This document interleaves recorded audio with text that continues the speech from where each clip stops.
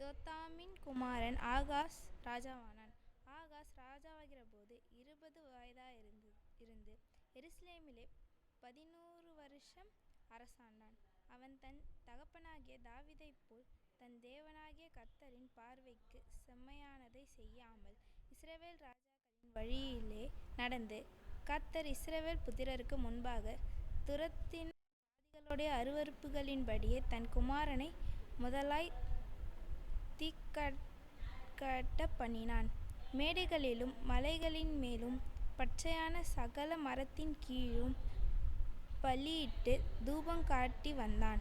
அப்பொழுது சீரியாவின் ராஜாவாகிய ரெத்சீனும் இஸ்ரவேலின் ராஜாவாகிய ரெமலியாவின் குமாரன் ரெபெக்காவும் எருசலேமின் மேல் யுத்தம் பண்ண வந்து ஆகாசை முறிக்கை போட்டார்கள். ஆனாலும் ஜெயிக்க மாட்டாதே போனார்கள். அக்காலத்திலே சீரியாவின் ராஜாவாகிய ரெத்சீன் ஏலாத்தைத் திரும்பச் சீரியாவோடே சேர்த்துக்கொண்டு யூதரை ஏலாத்திலிருந்து துரத்தினான்.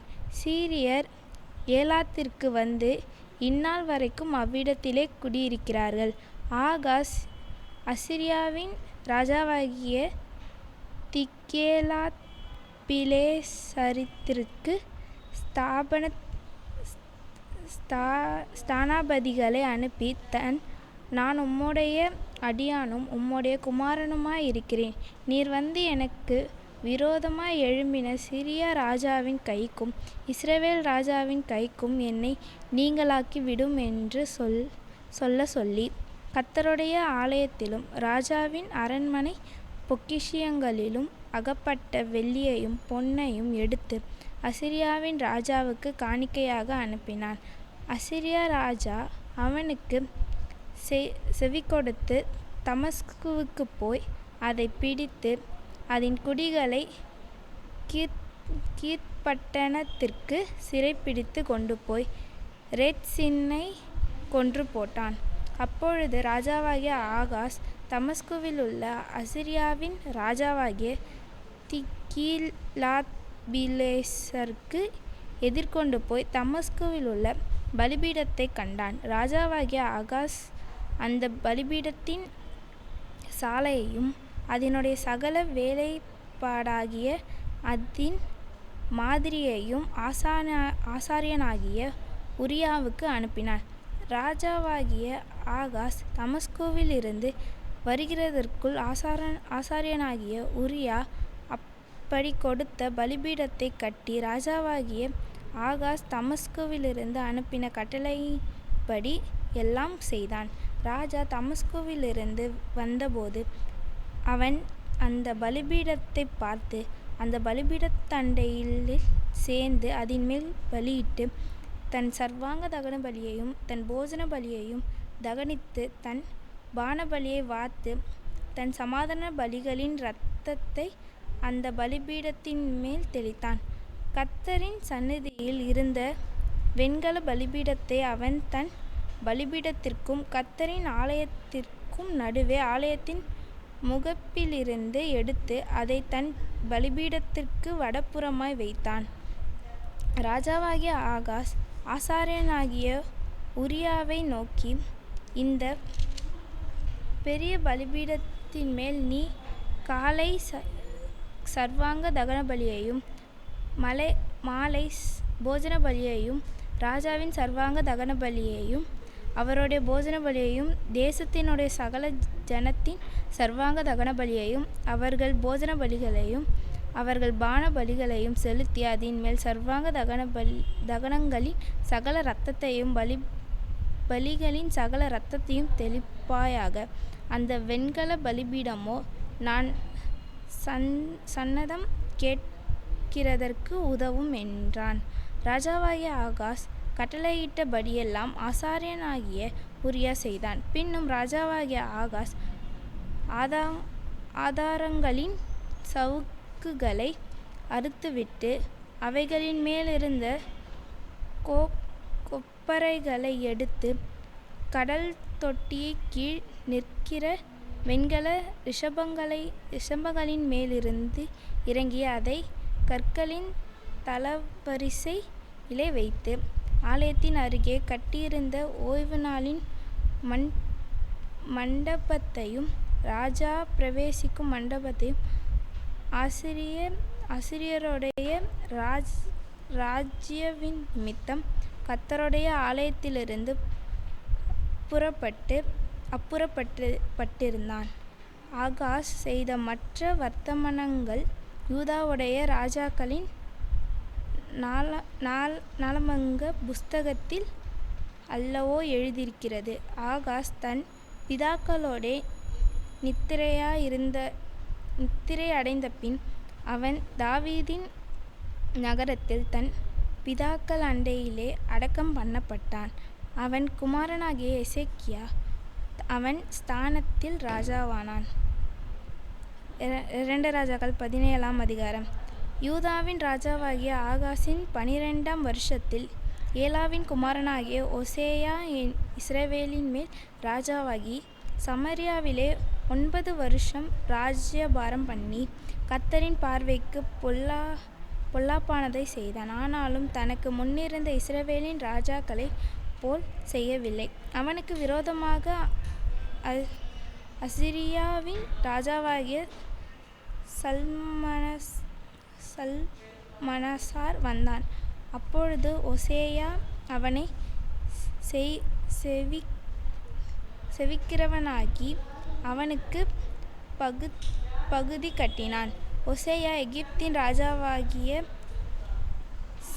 சேரா என்பவனிடத்துக்கு ஸ்தானாபதிகளை அனுப்பினதும் தனக்கு வருஷந்தோறும் செய்தது போல் பகுதி அனுப்பாதே போனதுமான சகல யோசனையை அசீரியாவின் ராஜா ஓசேயாவினிடத்தில் கண்டு அவனை பிடித்து கட்டி சிறைச்சாலையிலே வைத்தான். அசீரிய ராஜா தேசம் எங்கும் போய் சமாரியாவுக்கு வந்து அதை 3 வருஷம் முற்றுகை போட்டிருந்தான்.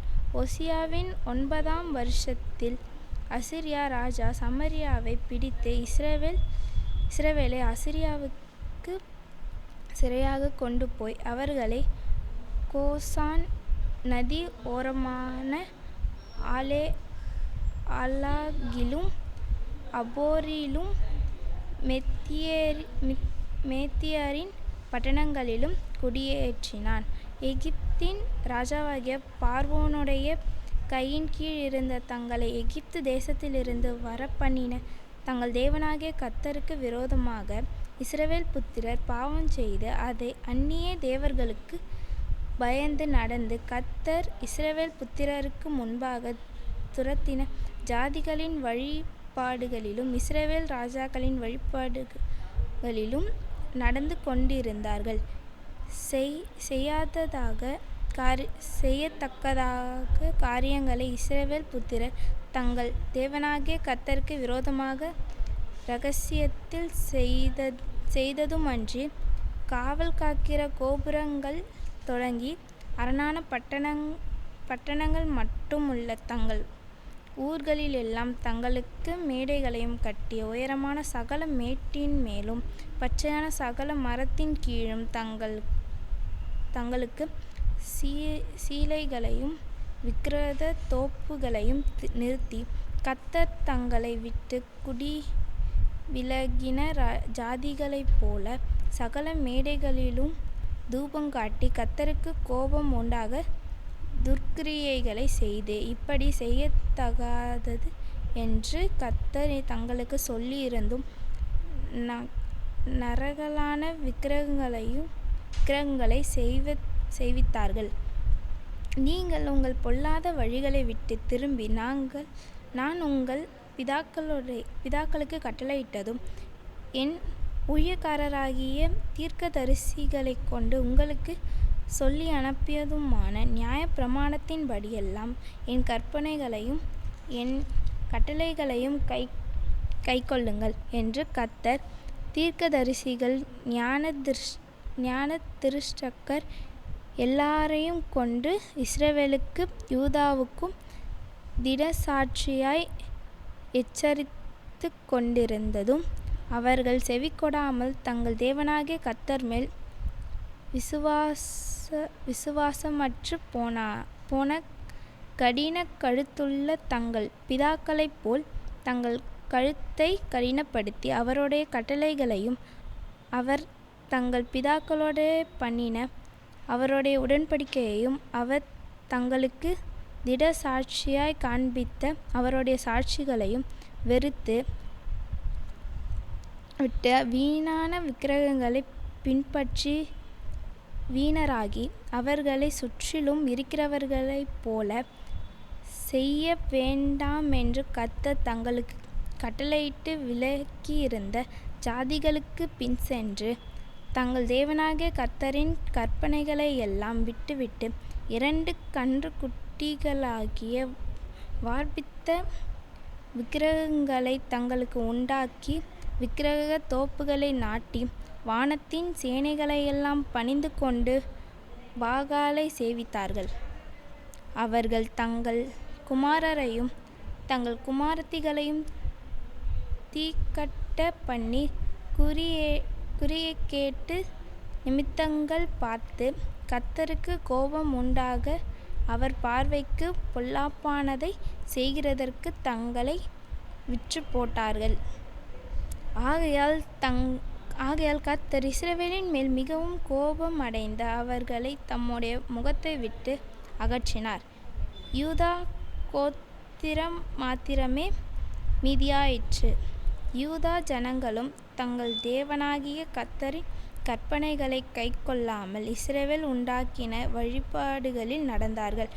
ஆகையால் கர்த்தர் இஸ்ரவேல் சந்ததியாரையெல்லாம் புறக்கணித்து அவர்களை தமது முகத்தை விட்டு தள்ளுமாட்டாக ஓடாக்கி அவர்களை கொள்ளைக்காரர் கையில் ஒப்புக்கொடுத்தார். இஸ்ரவேலர் தாவீது வம்சத்தை விட்டு பிரிந்து நேபாத்தின் குமாரனாகிய எபெராமெயாமை ராஜாவாக்கினார். அப்பொழுது எரேபெயாம் இஸ்ரவேலை கர்த்தரை விட்டு பின்வாங்கவும் பெரிய பாவத்தை செய்யவும் பண்ணினான். அப்படியே இஸ்ரவேல் புத்திரர் எரேபெயாம் செய்த எல்லா பாவங்களிலும் நடந்து கர்த்தர் தீர்க்கதரிசிகளாகிய தம்முடைய ஊழியக்காரர் எல்லாரையும் கொண்டு சொல்லியிருந்தபடி அவர்களை தமது சமூகத்தை விட்டு அகற்றிய வரைக்கும் அவர்களை விட்டு விலகாதிருந்தார்கள். இப்படியே இஸ்ரவேலர் தங்கள் தேசத்தினின்று அசீரியாவுக்கு கொண்டு போகப்பட்டு இந்நாள் வரைக்கும் இருக்கிறார்கள். அசீரியா ராஜா பாபிலோனிலும் கூத்தாவிலும் ஆபாவிலும் ஆமாத்திலும் செப்பர்வாயிலும் இருந்து மனுஷரை வரப்பண்ணி அவர்களை இஸ்ரவேல் புத்திரருக்கு பதிலாக சமாரியாவின் பட்டணங்களிலே குடியேற்றினான். இவர்கள் சமாரியாவை சொந்தமாய் கட்டிக்கொண்டு அதன் பட்டணங்களிலே குடியிருந்தார்கள். அவர்கள் அங்கே குடியேறினது முதல் கர்த்தருக்கு பயப்படாததினால் கர்த்தர் அவர்களுக்குள்ளே சிங்கங்களை அனுப்பினார். அவைகள் அவர்களில் சிலரை கொன்று போட்டது. அப்பொழுது ஜனங்கள் அசீரியா ராஜாவை நோக்கி, நீர் இங்கேயிருந்து அனுப்பி சமாரியாவின் பட்டணங்களிலே குடியேற்றுவித்த ஜாதிகள் அந்த தேசத்து தேவனுடைய காரியத்தை அறியாதபடியினால் அவர்களுக்குள்ளே சிங்கங்களை அனுப்பினார். அந்த தேசத்து தேவனுடைய காரியத்தை அவர்கள் அறியாதபடியினால் அவைகள் அவர்களை கொன்று போடுகிறது என்று சொன்னார்கள். அதற்கு அசீரியா ராஜா, நீங்கள் அங்கேயிருந்து கொண்டு வந்த ஆசாரியர்களில் ஒருவனை அங்கே அழைத்து கொண்டு போங்கள். அவர்கள் அங்கே குடியிருக்கும்படிக்கு அவன் அவர்களுக்கு அந்த தேசத்து தேவனுடைய காரியத்தை போதிக்க கடவன் என்று கட்டளையிட்டான். அப்படியே அவர்கள் சமரியாவிலிருந்து கொண்டு போயிருந்த அசிரியர்களில் ஒருவன் வந்து பெத்தேலிலே குடியிருந்து கர்த்தருக்கு பயந்து நடக்க வேண்டிய விதத்தை அவர்களுக்கு போதித்தான். ஆனாலும் அந்தந்த ஜாதி தங்கள் தங்கள் தேவர்களை தங்களுக்கு உண்டுபண்ணி அந்தந்த ஜாதியார் குடியேற்றின தங்கள் தங்கள் பட்டணங்களில் சமரியர் உண்டுபண்ணின மேடைகளில் கோவில்களில் வைத்தார்கள். பாபிலோனின் மனுஷர் சுக்கோத் பேனாத்தையும், கூத்தின் மனுஷர் நெர்காலையும், ஆமாத்தின் மனுஷர் அசிமாவையும், ஆவியர் நிபேகாத்சையும் தர்த்தக்கையும் உண்டாக்கினார்கள். செப்பர்வான்மியன் தேவர்களாகிய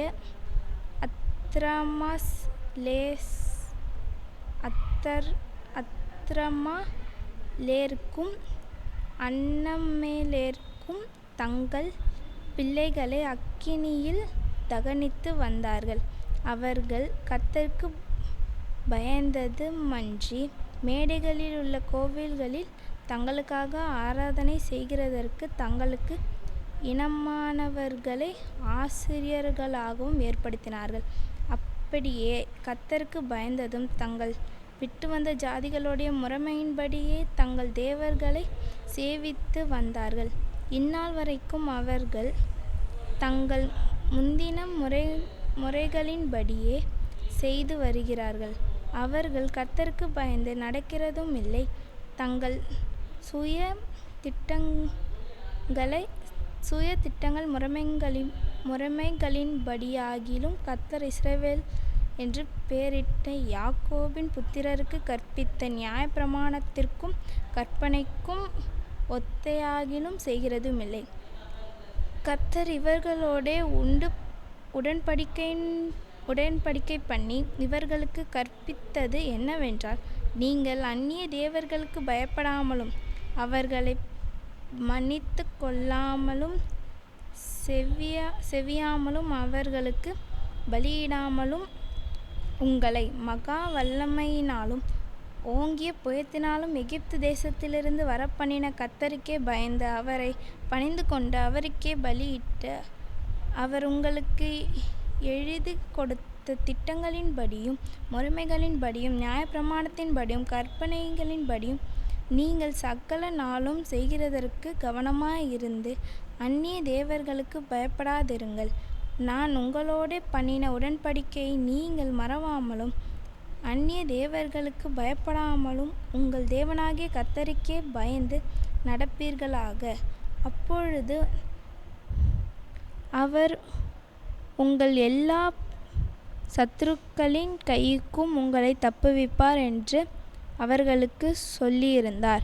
ஆனாலும் அவர்கள் செவிகொடாமல் தங்கள் முந்தின முறைமைகளின்படியே செய்தார்கள். அப்படியே அந்த ஜாதிகள் கர்த்தருக்கு பயந்ததும் தங்கள் விக்கிரகங்களை சேவித்தும் வந்தார்கள். அவர்கள் பிள்ளைகளும் அவர்கள் பிள்ளைகளின் பிள்ளைகளும் தங்கள் பிதாக்கள் செய்தபடியே இந்நாள் வரைக்கும் செய்து வருகிறார்கள். 2 ராஜாக்கள் 18ஆம் அதிகாரம். இஸ்ரவேலின் ராஜாவாகிய ஏலாவின் குமாரன் ஓசேயாவின் 3ஆம் வருஷத்திலே ஆகாஸ் என்னும் யூதாவுடைய ராஜாவின் குமாரனாகிய எசேக்கியா ராஜாவானான். அவன் ராஜாவாகிற போது 25 வயதாயிருந்து எருசலேமிலே 21 வருஷம் அரசாண்டான். சகரியாவின் குமாரத்தியாகிய அவன் தாயின் பேர் ஆபி. அவன் தன் தகப்பனாகிய தாவீது செய்தபடியெல்லாம் கர்த்தரின் பார்வைக்கும் செம்மையானதை செய்தான். அவன் மேடைகளை அகற்றி சிலைகளை தகர்த்து விக்கிரக தோப்புகளை வெட்டி மோசே பண்ணியிருந்த வெண்கல சர்ப்பத்தை உடைத்து போட்டான். அந்நாட்கள் மட்டும் இஸ்ரவேல் புத்திரர் அதற்கு தூபங்காட்டி வந்தார்கள். அதற்கு நிகுஸ்தான் என்று பெயரிட்டான். அவன் இஸ்ரவேலின் தேவனாகிய கர்த்தரின் மேல் வைத்த நம்பிக்கையிலே அவனுக்கு பின்னும் அவனுக்கு அவனுக்கு முன்னும் இருந்த யூதாவின் ராஜ்யங்களில் எல்லாம் அவனைப் போல் ஒருவனும் இருந்ததுமில்லை. அவன் கர்த்தரை விட்டு பின்வாங்காமல் அவரை சார்ந்திருந்து கர்த்தர் மோசேக்கு கற்பித்த அவருடைய கற்பனைகளை கைக்கொண்டு நடந்தான். ஆகையால் கர்த்தர் அவனோடு இருந்தார். அவன் போகிற இடமெங்கும் அவனுக்கு அனுகூலமாயிற்று. அவன் அசீரியா ராஜாவை சேவிக்காமல் அவன் அதிகாரத்தை தள்ளிவிட்டான். அவன் பெலிஸ்தரை காசா மட்டும் அதன் எல்லைகளை பரியந்தமும் காவலர்கள் காக்கிற கோபுரங்கள் தொடங்கி அரணான நகரங்கள் பரியந்தமும் முறியடித்தான். இஸ்ரவேலின் ராஜாவாகிய ஏலாவின் குமாரன் ஓசேயாவின் 7ஆம் வருஷத்திற்கு சரியான எசேக்கியா ராஜாவின் 4ஆம் வருஷத்தில் அசீரியா ராஜாவாகிய சல்மனசார் சமரியாவுக்கு விரோதமாய் வந்து அதை முற்றுகை போட்டான். 3 வருஷம் சென்ற பின்பு அவர்கள் அதை பிடித்தார்கள். எசேக்கியாவின் 6ஆம் வருஷத்திலும் இஸ்ரவேலின் ராஜாவாகிய ஓசேயாவின் 9ஆம் வருஷத்திலும் சமரியா பிடிபட்டது. அசீரியா ராஜா அசீரியாவுக்கு சிறைப்பிடித்து கொண்டு போய் கோசான் நதியோரமான ஆலாகிலும் அபோரிலும் மெத்தியரின் பட்டணங்களிலும் குடியேற்றினான். அவர்கள் தங்கள் தேவனாகிய கர்த்தருடைய சத்தத்திற்கு செவிகொடாமல் அவருடைய உடன்படிக்கையையும் கர்த்தரின் தாசனாகிய மோசே கற்பித்த யாவற்றையும் மீறி அதற்கு செவிகொடாமலும் அதின்படி செய்யாமலும் போனார்கள். யூதாவின் ராஜாவாகிய எசேக்கியாவின் 14ஆம் வருஷத்திலே அசீரியா ராஜாவாகிய சனகெரிப் யூதாவில் இருக்கிற அரணான சகல பட்டணங்களுக்கும் விரோதமாய் வந்து அவர்களை பிடித்தான். அப்பொழுது யூதாவின் ராஜாவாகிய எசேக்கியா லாக்கீசிலுள்ள அசீரியா ராஜாவுக்கு ஆள் அனுப்பி, நான் குற்றஞ்செய்தேன், என்னை விட்டு திரும்பிப்போம், நீர் என்மேல் சுமத்துவதை சுமப்பேன் என்று சொன்னான். அப்படியே அசீரியா ராஜா யூதாவின் ராஜாவாகிய எசேக்கியாவின் மேல் 300 தாலந்து வெள்ளியையும் 30 தாலந்து பொன்னையும் சுமத்தினான். ஆதலால் எசேக்கியா கர்த்தரின் ஆலயத்திலும் ராஜாவுடைய அரண்மனை பொக்கிஷங்களிலும் அகப்பட்ட எல்லா வெள்ளியையும் கொடுத்தான். அக்காலத்தில் யூதாவின் ராஜாவாகிய எசேக்கியா கர்த்தருடைய ஆலய கதவுகளிலும் நிலைகளிலும் தான் அழுத்தியிருந்த பொன் தகட்டுகளை கழற்றி அவைகளை அசீரியா ராஜாவுக்கு கொடுத்தான். ஆகிலும் அசீரியா ராஜா லாக்கீசில் இருந்து தார்த்தானையும் ரப்சாரியையும் ரப்சாக்கேயும் பெரிய சேனையோட எருசலேமுக்கு எசேக்கியா ராஜாவினிடத்தில் அனுப்பினான். அவர்கள் எருசலேமுக்கு வந்து வண்ணாதுறையின் வழியிலுள்ள மெல்குலத்து சாலகத்தன் அண்டையிலே நின்று ராஜாவை அழைப்பித்தார்கள். அப்பொழுது இசைக்கியாவின் குமாரனாகிய எலியாக்கீம் என்னும் அரண்மனை விசாரிப்புக்காரனும் செப்னா என்னும் சம்பிரதியையும் ஆசாப்பின் குமாரனாகிய யோவாக் என்னும் கணக்கனும் அவரிடத்திற்கு புறப்பட்டார்கள். ரப்சேக்கே அவர்களை நோக்கி, அசீரியா ராஜாவாகிய மகா ராஜாவானவர் உரைக்கிறதும் நீங்கள் எசேக்கியாவுக்கு சொல்ல வேண்டியதும் என்னவென்றால், நீ நம்பியிருக்கிற இந்த நம்பிக்கை என்ன? யுத்தத்திற்கு மந்திரலோசனையும் வல்லமையும் உண்டென்று நீ சொல்லுகிறாயே, அது வாய்ப்பேச்சே அன்றி வேறல்ல. நீ என்ன விரோதிக்கும்படி யார்மேல் நம்பிக்கை வைத்திருக்கிறாய்? இதோ நெறிந்த நாணல் கோலாகிய அந்த எகிப்தை நம்புகிறாய். அதின்மேல் ஒருவன் சாய்ந்தால் அது அவன் உள்ளங்கையில் பட்டு உருவிப்போம். எகிப்தின் ராஜாவாகிய பார்வோன் தன்னை நம்புகிற யாவருக்கும் இப்படியே இருப்பான். நீங்கள் என்னிடத்தில் எங்கள் தேவனாகிய கர்த்தரை நம்புகிறோம் என்று சொல்வீர்களாகில் அவருடைய மேடைகளையும் அவருடைய பலிபீடங்களையும் அல்லவோ எசேக்கியா அகற்றி யூதாவையும் எருசலேமையும் நோக்கி, எருசலேமில் இருக்கிற இந்த பலிபீடத்தின் முன் பணியுங்கள் என்றேனே. நான் உனக்கு 2000 குதிரைகளைக் கொடுப்பேன். நீ அவைகள் மேல் ஏற்றத்தக்கவர்களைச் சம்பாதிக்கக் கூடுமானால் அசீரிய ராஜாவாகிய என் ஆண்டவனோடே சபதங்கூறு. கூறாதே போனால் நீ என் ஆண்டவனுடைய ஊழியக்காரரில் ஒரே ஒரு சிறிய தலைவனின் முகத்தை எப்படித் திருப்புவாய்? இரதங்களோடு குதிரை வீரரும் வருவார்கள் என்று எகிப்தையே நம்பியிருக்கிறாய். இப்போதும் கர்த்தருடைய கட்டளை அல்லாமல் இந்த ஸ்தலத்தை அழிக்காதவனோ இந்த தேசத்திற்கு விரோதமாய் போய் அதை அழித்துப் போடு என்று கர்த்தர் என்னோடே சொன்னாரே என்றான். அப்பொழுது எசேக்கியாவின் குமாரன் எலியாக்கிமும் செப்பனாவும் யோவாக்கும் ரப்சேக்கைப் பார்த்து, உமது அடியாருடைய சீரிய பாஷையிலே பேசும். அது எங்களுக்குத் தெரியும்.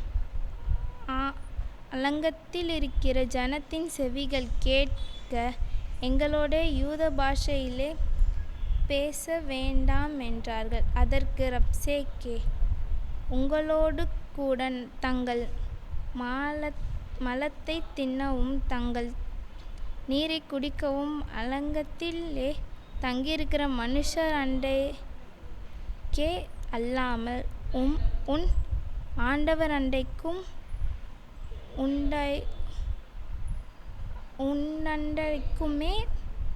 உன்னண்டைக்குமாய் என் ஆண்டவன் இந்த வார்த்தைகளைப் பேச என்னை அனுப்பினார் என்று சொல்லி, ரப்சேக்கே நின்று கொண்டு யூத பாஷையிலே உரத்த சத்தமாய், அசீரிய ராஜாவாகிய மகாராஜாவுடைய வார்த்தையைக் கேளுங்கள். எசேக்கியா உங்களை வஞ்சியாதபடி பாருங்கள். அவன் உங்களை என் கையிலிருந்து தப்புவிக்க மாட்டான். கர்த்தர் தம்மை நிச்சயமாய் தப்புவிப்பார். இந்த நகரம் அசீரிய ராஜாவின் கையில் ஒப்புக்கொடுக்கப்படுவதில்லை என்று சொல்லி எசேக்கியா உங்களை கர்த்தரை நம்பப் பண்ணுவான். அதற்கு இடங்கொடாதிருங்கள் என்று ராஜா சொல்லுகிறார். எசேக்கியாவின் சொல்லைக் கேளாதிருங்கள். அசீரிய ராஜா சொல்லுகிறதாவது, நீங்கள் என்னுடனே ராசியாகி காணிக்கையோடே என்னிடத்தில் வாருங்கள். நான் வந்து உங்களை உங்கள் தேசத்துக்கு ஒப்பான தானியமும் திராட்சைத்தோட்டமுள்ள தேசமும் அப்பமும் திராட்சரசமுள்ள தேசமும் ஒலிவ எண்ணெயும் தேனுமுள்ள தேசமுமாகிய சீமைக்கு அழைத்துக்கொண்டு போகுமளவும் அவனவன் தன் தன் திராட்சைச் செடியின் கனியையும் தன் தன் அத்திமரத்தின் கனியையும் புசித்து அவனவன் தன் தன் கிணற்றின் தண்ணீரைக் குடியுங்கள். இவ்விதமாய் நீங்கள் சாகாமல் பிழைப்பீர்கள். கர்த்தர் தம்மை தப்புவிப்பார் என்று உங்களைப் போதனை செய்ய எசேக்கியாவுக்குச் செவிகொடாதிருங்கள். ஜாதிகளுடைய தேவர்களில் யாரையாவது தங்கள் தேசத்தை அசீரியா ராஜாவின் கைக்குத் தப்புவித்ததுண்டா? ஆமாத் அர்பாத் பட்டணங்களின் தேவர்கள் எங்கே? செப்பர்வாயிம் ஏனா ஈவா பட்டணங்களின் தேவர்கள் எங்கே? அவர்கள் சமாரியாவை என் கைக்குத் தப்புவித்ததுண்டா? கர்த்தர் எருசலேமை என் கைக்குத் தப்புவிப்பார் என்பதற்கு அந்த தேசங்களுடைய எல்லா தேவர்களுக்கும் தங்கள் தேசத்தை என் கைக்குத் தப்புவித்தவர் யார் என்கிறார் என்று சொன்னான். ஆனாலும் ஜனங்கள் அவனுக்கு ஒரு வார்த்தையும் பிரதியுத்தரமாகச் சொல்லாமல் மௌனமாயிருந்தார்கள். அவனுக்கு மறு உத்தரவு சொல்ல வேண்டாம் என்று ராஜா கட்டளையிட்டிருந்தான். அப்பொழுது எசேக்கியாவின் குமாரனாகிய எலியாக்கிம் என்னும் அரண்மனை விசாரிப்புக்காரனும் செப்னா என்னும் சம்பிரதியும் ஆசாப்பின் குமாரன் யோவாக் என்னும் கணக்கனும் வஸ்திரங்களை கிழித்து கொண்டு எசேக்கியாவினிடத்தில் வந்து ரப்சேக்கின் வார்த்தைகளை அவனுக்கு தெரிவித்தான். 2 ராஜாக்கள் 19ஆம் அதிகாரம். ராஜாவாகிய எசேக்கியா அதை கேட்டபோது தன் வஸ்திரங்களை கிழித்து 2 உடுத்துக்கொண்டு கர்த்தருடைய ஆலயத்தில் பிரவேசித்து அரண்மனை விசாரிப்புக்காரனாகிய எலியாக்கீமையும் சம்பிரதியாகிய செப்னாவையும் ஆசாரியர்களின் மூப்பரையும் ஆமோத்தின் குமாரனாகிய ஏசாயா என்னும் தீர்க்கதரிசியினிடத்துக்கு 2 உடுத்தி கொண்டவர்களாக அனுப்பினான். இவர்கள் அவனை நோக்கி, இந்த நாள் நெருக்கமும் கண்டித்தமும் துஷ்டனும் அனுபவிக்கிற நாள். பிள்ளை பெரு நோக்குகிறது, பெற்றவோ பலன் இல்லை. ஜீவனுள்ள தேவனை நிந்திக்கும்படி அசீரிய ராஜாவாகிய தன் ஆண்டவனால் அனுப்பப்பட்ட ரப்சேக்கே சொன்ன வார்த்தைகளை எல்லாம் உமது தேவனாகிய கர்த்தர் கேட்டிருந்தார். உமது தேவனாகிய கர்த்தர் கேட்டிருந்த வார்த்தைகளின் நிமித்தம் தண்டனை செய்வார். ஆகையால் இன்னும் மீதியாயிருக்கிறவர்களுக்காக விண்ணப்பம் செய்வீராக என்று எசேக்கியா சொன்னார் என்றார்கள். இவ்விதமாய் எசேக்கியா ராஜாவின் ஊழியக்காரர் ஏசாயாவினிடத்தில் வந்து சொன்னார்கள். அப்பொழுது ஏசாயா அவர்களை நோக்கி, அசீரிய ராஜாவின் ஊழியக்காரர் என்னை தூஷித்ததும் நீர் கேட்டதுமான வார்த்தைகளினாலே பயப்படாதேயும். இதோ அவன் ஒரு செய்தியை கேட்டு தன் தேசத்துக்கு திரும்புவதற்கான ஆவியை நான் அவனுக்குள் அனுப்பி அவனை தன் தேசத்திலே பட்டயத்தால் விழப்பண்ணுவேன் என்று கர்த்தர் உரைக்கிறார் என்பதை உங்கள் ஆண்டவனிடத்தில் சொல்லுங்கள் என்றான். அசீரிய ராஜா லக்கீசை விட்டு புறப்பட்டான் என்று கேள்விப்பட்டு ரப்சேக்கே திரும்பி போய் அவன் லிப்னாவின் மேல் யுத்தம் பண்ணுகிறதை கண்டான். இதோ எத்தியோப்பியா ராஜாவாகிய தீராக்கா உம்மோடு யுத்தம் பண்ண புறப்பட்டான் என்று சொல்ல கேள்விப்பட்டான். அப்பொழுது அவன் திரும்ப எசேக்கியாவினிடத்திற்கு ஸ்தானாபதிகளை அனுப்பி, நீங்கள் யூதாவின் ராஜாவாகிய எசேக்கியாவுக்கு சொல்ல வேண்டியது என்னவென்றால், எருசலேம் அசீரியா ராஜாவின் கையில் ஒப்புக்கொடுக்கப்படுவதில்லை என்று நீ நம்பியிருக்கிற உன் தேவன் உன்னை ஒட்டாதே. இதோ அசீரிய ராஜாக்கள் சகல தேசங்களையும் சங்கரித்த செய்தியை நீ கேட்கிறாயே, நீ தப்புவாயோ? என் பிதாக்கள் அழித்துவிட்ட கோசானையும் ஆரானையும் ரெத்சேப்பையும் தேலாசாரிலிருந்த ஏனேத்தின் புத்திரரையும் அவர்களுடைய தேவர்கள் தப்புவித்ததுண்டா? ஆமாத்தின் ராஜாவும் அர்பாத்தின் ராஜாவும் செப்பர்வாயும் ஏனா ஈவா பட்டணங்களின் ராஜாவும் எங்கே என்று சொல்லுங்கள் என்றான். எசேக்கியா ஸ்தானாபதிகளின் கையிலிருந்து நிருபத்தை வாங்கி வாசித்த பின்பு அவன் கர்த்தரின் ஆலயத்திற்கு போய் அதை கர்த்தருக்கு முன்பாக விரித்து கர்த்தரை நோக்கி, கெருபீன்களின் மத்தியில் வாசம் பண்ணுகிற இஸ்ரவேலின் தேவனாகிய கர்த்தாவே, நீர் ஒருவரே பூமியின் ராஜாக்களுக்கெல்லாம் தேவனானவர். நீர் வானத்தையும் பூமியையும் உண்டாக்கினீர். கர்த்தாவே, உமது செவியை சாய்த்து கேளும். கர்த்தாவே, நீர் உமது கண்களை திறந்து பாரும். சனக்கெரிப் ஜீவனுள்ள தேவனை நிந்திக்கும்படிக்கு சொல்லி அனுப்பின வார்த்தைகளை கேளும். கர்த்தாவே, அசீரிய ராஜாக்கள் அந்த ஜாதிகளையும் அவர்கள் தேசத்தையும் நாசமாக்கி அவர்களுடைய தேவர்களை நெருப்பிலே போட்டுவிட்டு மேய்தான்.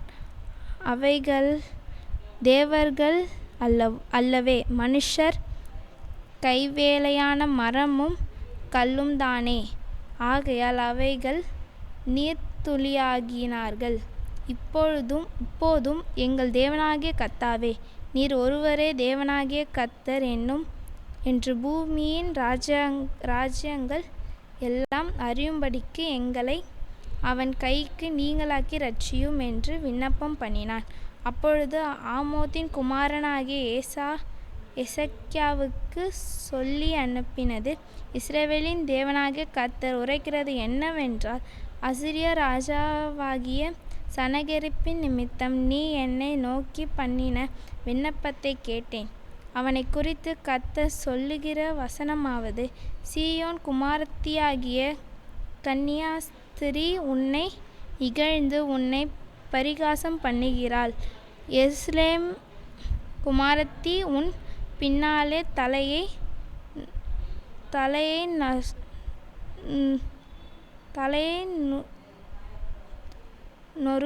நசுக்குகிறாள். யாரை நிந்தித்து தூஷித்தாய்? யாருக்கு விரோதமாய் உன் சத்தத்தை உயர்த்தினாய்? நீ இஸ்ரவேலின் பரிசுத்தருக்கு விரோதமாய் அல்லவோ உன் கண்களை மேட்டிமையாக ஏறெடுத்தாய்.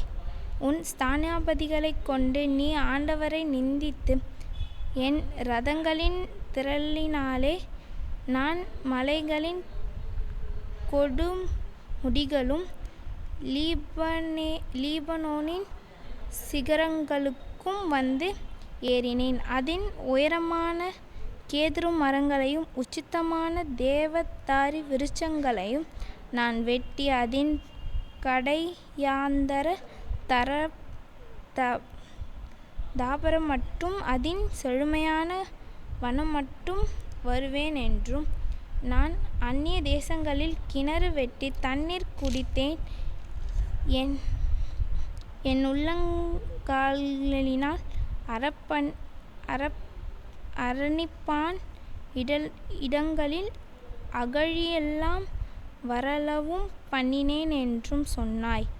நான் வெகு காலத்திற்கு முன் அதை நியமித்து பூர்வ நாட்கள் முதல் அதை திட்டம் பண்ணினேன் என்பதை நீ கேட்டதில்லையோ? இப்பொழுது நீ அரணான பட்டணங்களை பாழான மண்மேடுகள் ஆக்கும்படிக்கு நானே அதை சம்பவிக்க பண்ணினேன். அதனாலே அவைகளின் குடிகள் கையில்லாதவர்களாய் கலங்கி வெட்கப்பட்டு, வெளியின் பூண்டுக்கும் பச்சிலைக்கும் வீடுகளின் மேல் முளைக்கும் புல்லுக்கும் ஓங்கிலவருமுன்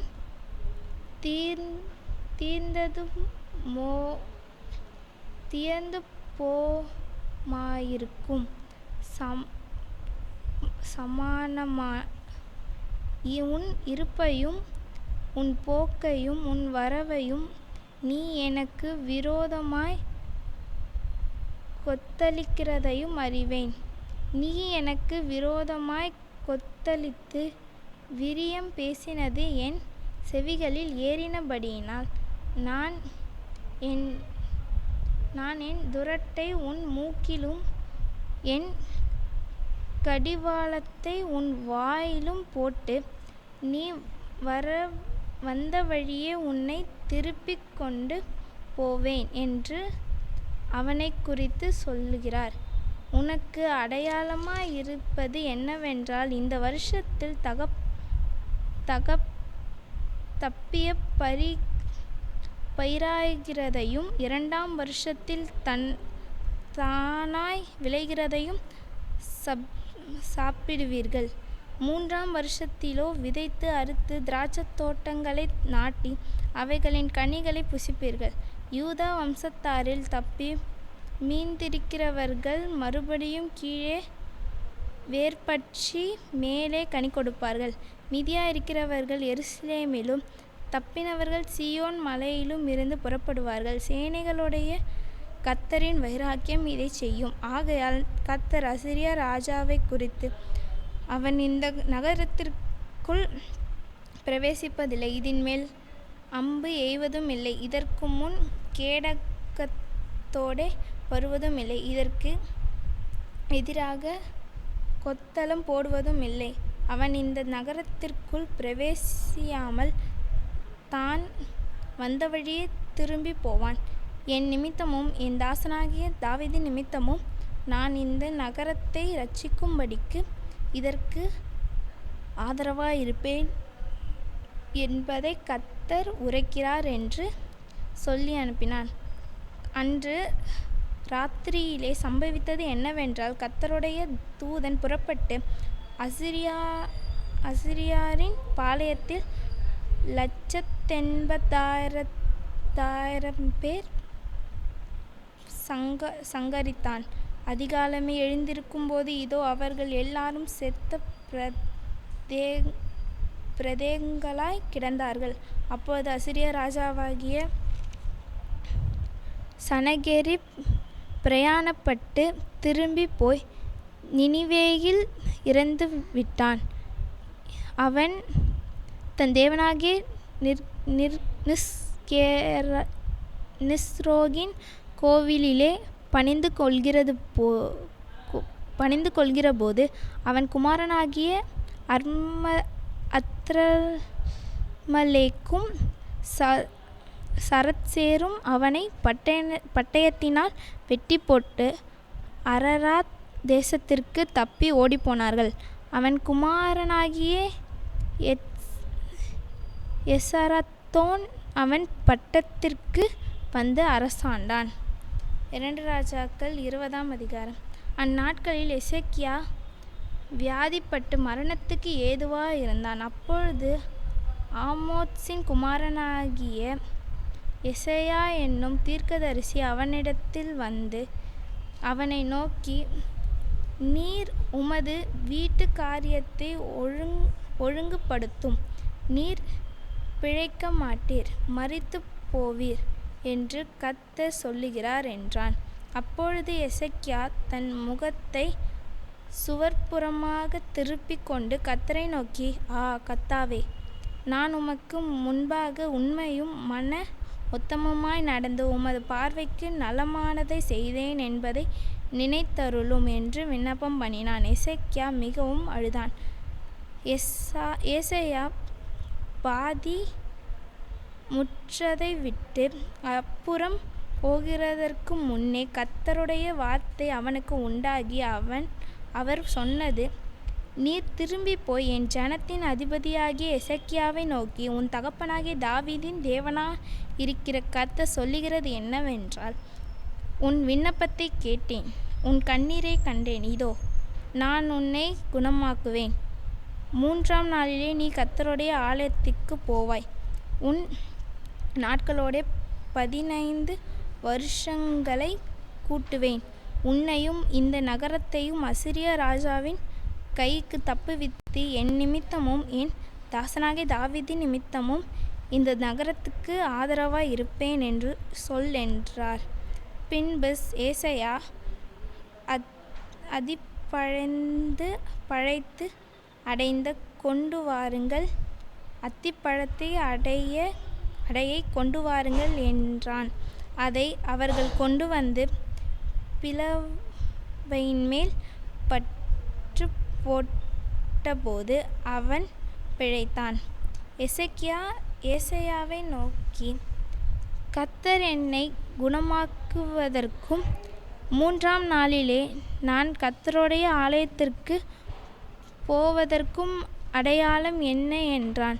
அதற்கு ஏசாயா, கர்த்தர் நாம் சொன்ன வார்த்தையின்படியே செய்வார் என்பதற்கு கர்த்தரால் உனக்கு உண்டாகும் அடையாளமாக சாயை 10 பாகை முன்னிட்டு போக வேண்டுமோ, 10 பாகை பின்னிட்டு திரும்ப வேண்டுமோ என்று கேட்டான். அதற்கு எசேக்கியா, சாயை 10 பாகை முன்னிட்டு போகிறதற்கு லேசான காரியம், அப்படி வேண்டாம், சாயை 10 பாகை பின்னிட்டு திரும்ப வேண்டும் என்றான். அப்பொழுது ஏசாயா தீர்க்கதரிசி கர்த்தரை நோக்கி கூப்பிடுகையில் அவர் ஆகாசுடைய சூரிய கடியாரத்தில் பாகைக்குப் பாகை முன்போல சாயை 10 பாகை பின்னிட்டு திரும்பும்படி செய்தார்.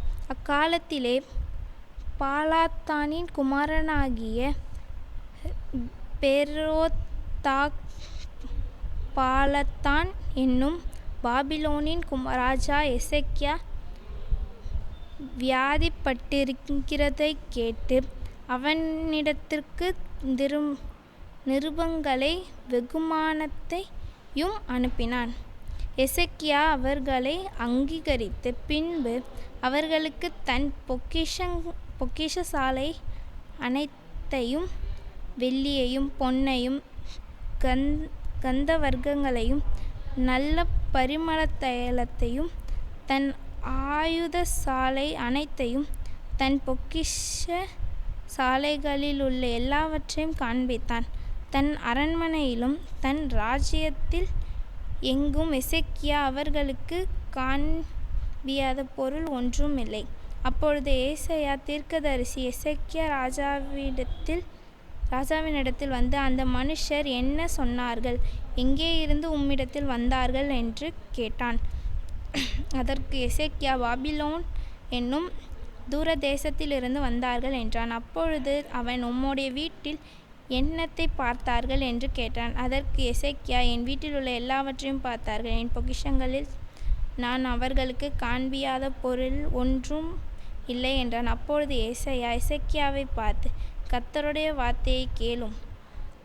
இதோ நாட்கள் வரும், அப்பொழுது உமது வீட்டில் உள்ளதிலும் உமது பிதாக்கள் இந்நாள் வரைக்கும் சேர்த்ததிலும் ஒன்றும் மீதியாக வைக்கப்படாமல் எல்லாம் பாபிலோனுக்கு கொண்டு போகப்படும். நீர் பெறப்போகிற உமது சந்தானமாகிய உமது குமாரர்களிலும் சிலர் பாபிலோன் ராஜாவின் அரண்மனை வேலைக்காரராய் இருப்பார்கள் என்று கர்த்தர் சொல்லுகிறார் என்றான். அப்பொழுது எசேக்கியா ஏசாயாவை நோக்கி, நீ சொன்ன கர்த்தருடைய வார்த்தை நல்லதுதான் என்று சொல்லி, என் நாட்களிலாவது சமாதானமும் உண்மையும் இருக்குமோ என்றான். எசேக்கியாவின் மற்ற வர்த்தமானங்களும் அவனுடைய எல்லா வல்லமையும், அவன் ஒரு குளத்தையும் சலகத்தையும் உண்டாக்கினதினாலே தண்ணீரை நகரத்திற்குள்ளே வரப்பண்ணினதும் யூதாவுடைய ராஜாக்களின் நாளாகம புஸ்தகத்தில் அல்லவோ எழுதியிருக்கிறது. எசேக்கியா தன் பிதாக்களோடே நித்திரையடைந்த பின் அவன் குமாரனாகிய மனாசே அவன் ஸ்தானத்தில் ராஜாவானான். 2 ராஜாக்கள் 21 அதிகாரம். மனாசே ராஜாவாகிற போது 12 வயதாயிருந்து 55 வருஷம் எருசலேமில் அரசாண்டான். அவன் தாயின் பேர் எப்சிபாள். கர்த்தர் இஸ்ரவேல் புத்திரருக்கு முன்பாக துரத்தின ஜாதிகளுடைய அருவருப்புகளின்படியே அவன் கர்த்தரின் பார்வைக்கு பொல்லாப்பானதை செய்து, தன் தகப்பனாகிய எசேக்கியா இடித்து போட்ட மேடைகளை திரும்பவும் கட்டி பாகாலுக்கு பலிபீடங்கள் எடுப்பித்து, இஸ்ரவேல் ராஜாவாகிய ஆகாப் செய்தது போல விக்கிரக தோப்பை உண்டாக்கி வானத்தின் சேனைகளை எல்லாம் பணிந்து கொண்டு அவைகளை செய்வித்தான்.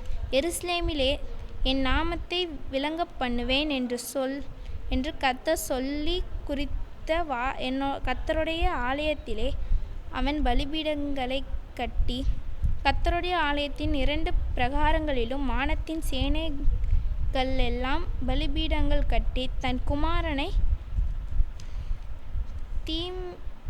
தீமிக்கத்தக்க பண்ணி, நாள் பார்க்கிறவனும் நிமிர்த்த பார்க்கிறவனுமாயிருந்து அஞ்சனம் பார்க்கிறவர்களையும் குறித்து சொல்லுகிறவர்களையும் வைத்து கர்த்தருக்கு கோபம் உண்டாக அவர் பார்வைக்கு பொல்லாப்பானதை மிகுதியாய் செய்தான். இந்த ஆலயத்திலும் நான் இஸ்ரவேலின் சகல கோபுரங்களிலுமிருந்து தெரிந்து கொண்ட எருசலேமின் என் எருசலேமிலும் என் நாமத்தை என்றைக்கும் விளங்கப் பண்ணுவேன் என்று கர்த்தர் தாவீதோடும் அவன் குமாரனாகிய சாலொமோனுடனும் சொல்லி குறித்த ஆலயத்திலே அவன் பண்ணின தோப்பு விக்கிரகத்தை வைத்தான். நான் அவர்களுக்கு கற்பித்த எல்லாவற்றின்படியேயும் என் தாசனாகிய மோசே அவர்களுக்கு கற்பித்த எல்லா நியாயப்பிரமாணங்களின்படியேயும் செய்த ஜாக்கிரதையாய் இருந்தார்களேயானால், நான் இனி இஸ்ரவேலின் காலை அவர்கள் பிதாக்களுக்கு கொடுத்த தேசத்தை விட்டு அலையப் பண்ணுவதில்லை என்று சொல்லியிருந்தார். ஆனாலும் அவர்கள் கேளாதே போனார்கள். கர்த்தர் இஸ்ரவேல் புத்திரருக்கு முன்பாக அழித்த ஜாதிகள் செய்த பொல்லாப்பை பார்க்கிலும் அதிகமாய் செய்ய மனாசே அவர்களை ஏவிவிட்டான். ஆகையால் கர்த்தர் தீர்க்கதரிசிகளாகிய தம்முடைய ஊழியக்காரரை கொண்டு உரைத்து, யூதாவின் ராஜாவாகிய மனாசே தமக்கு முன்னிருந்த எமோரியர் செய்த எல்லாவற்றை பார்க்கிலும் கேடாக இந்த அருவருப்புகளை செய்து தன் நகரலான விக்கிரகங்களால் யூதாவையும் பாவம் செய்ய பண்ணினபடியினால், இஸ்ரவேலின் தேவனாகிய கர்த்தர் சொல்லுகிறது என்னவென்றால், இதோ கேட்கப் போகிற யாவருடைய 2 காதுகளிலும் அது தொனித்து கொண்டே இருக்கும்படியான பொல்லாப்பை நான் எருசலேமின் மேலும் யூதாவின் மேலும் வரப்பண்ணி, எருசலேமின் மேல் சமாரியாவின் மற்ற நூலையும் ஆகாப் வீட்டின் தூக்கு நூலையும் பிடிப்பேன். ஒருவன் ஒரு தாளந்தை துடைத்து பின்பு அதை கவிழ்த்து வைக்கிறதும் போல எருசலேமை துடைத்துவிட்டேன். அவர்கள் தங்கள் பிதாக்களை எகிப்திலிருந்து புறப்பட்ட நாள் முதற்கொண்டு இந்நாள் வரைக்கும் என் பார்வைக்கு பொல்லாப்பானதை செய்து எனக்கு கோபம் மூட்டி வந்தபடியினால், என் சுதந்தரத்தில் மீதியானதை கைவிட்ட அவர்கள் பகைஞரின் கையில் அவர்களை ஒப்புக்கொடுப்பேன். தங்கள் பகைஞருக்கெல்லாம் கொள்ளையும் குறையுமாய் போவார்கள் என்றார். கர்த்தரின் பார்வைக்கு பொல்லாப்பானதை செய்யும்படியாக மனாசே யூதாவை பாவம் செய்ய பண்ணின அந்த பாவமும் தவிர, அவன் எருசலேமை நாலும் மூலை வரையும் இரத்தப்பழிகளால் நிரப்பத்தக்கதாய் குற்றமில்லாத இரத்தத்தையும் மிகுதியாக சிந்தினான். மனாசேயின் மற்ற வர்த்தமானங்களும் அவன் செய்த யாவும் அவன் செய்த பாவமும் யூதாவுடைய ராஜாக்களின் நாளாகம புஸ்தகத்தில் அல்லவோ எழுதியிருக்கிறது. மனாசே தன் பிதாக்களோடு நித்திரையடைந்த பின் அவன் ஊசியாவின் தோட்டமாகிய தன் அரண்மனை தோட்டத்தில் அடக்கம் பண்ணப்பட்டான். அவன் ஸ்தானத்தில் அவன் குமாரனாகிய ஆமோன் ராஜாவானான். ஆமோன் ராஜாவான போது 22 வயதாயிருந்து 2 வருஷம் எருசலேமில் அரசாண்டான். யோத்பா ஊரானாகிய அருத்சின் குமாரத்தியான அவன் தாயின் பேர் மெசுல்லேமெத். அவன் தன் தகப்பனாகிய மனாசே செய்தது போல் கர்த்தரின் பார்வைக்கு பொல்லாப்பானதை செய்து, தன் தகப்பன் நடந்த எல்லா வழியிலும் நடந்து, தன் தகப்பன் செய்வித்த நகரலான விக்கிரகங்களை செய்வித்து அவைகளை பணிந்து கொண்டு கர்த்தரின் வழியிலே நடவாமல் தன் பிதாக்களின் தேவனாகிய கர்த்தரை விட்டான். ஆமோனின் ஊழியக்காரர் அவனுக்கு விரோதமாய் கட்டுப்பாடு பண்ணி ராஜாவை அவன் அரண்மனையிலே கொன்று போட்டார்கள். அதனால் தேசத்து ஜனங்கள் ராஜாவாகிய ஆமோனுக்கு விரோதமாய் கட்டுப்பாடு பண்ணினவர்களை எல்லாம் வெட்டி போட்டு அவன் குமாரனாகிய யோசியாவை அவன் ஸ்தானத்தில் ராஜாவாக்கினான். ஆமோன் செய்த மற்ற வர்த்தமானங்கள் யூதாவுடைய ராஜாக்களின் நாளாகம புஸ்தகத்தில் அல்லவோ எழுதியிருக்கிறது. அவன் ஊசியாவின் தோட்டத்தில் உள்ள அவனுடைய கல்லறையில் அடக்கம் பண்ணப்பட்டான்.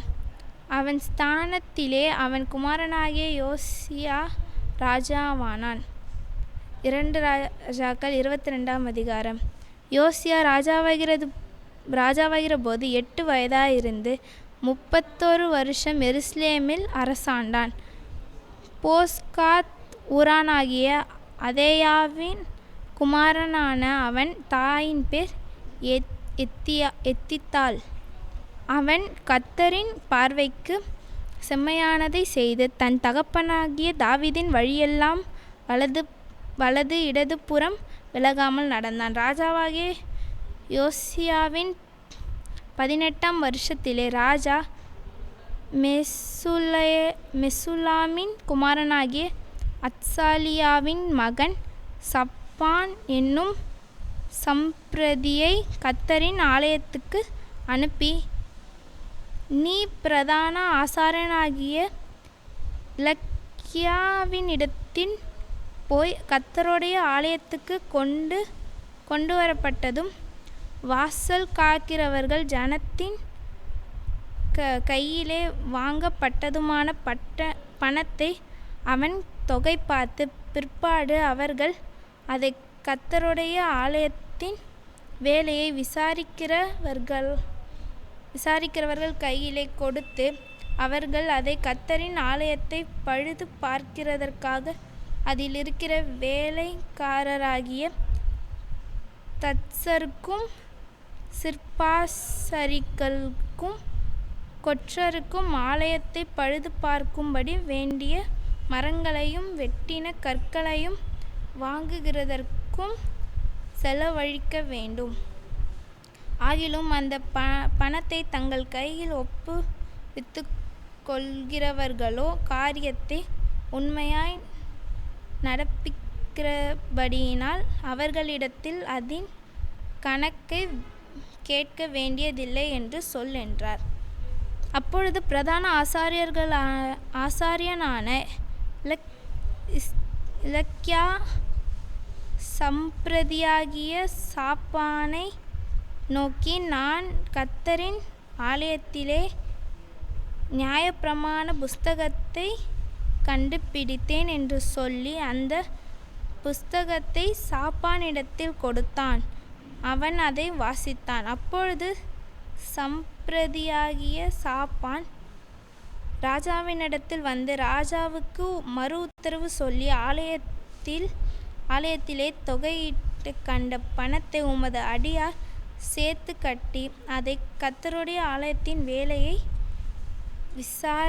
விசாரிக்கிறவர்கள் கையிலே கொடுத்தார்கள் என்று சொன்னான்.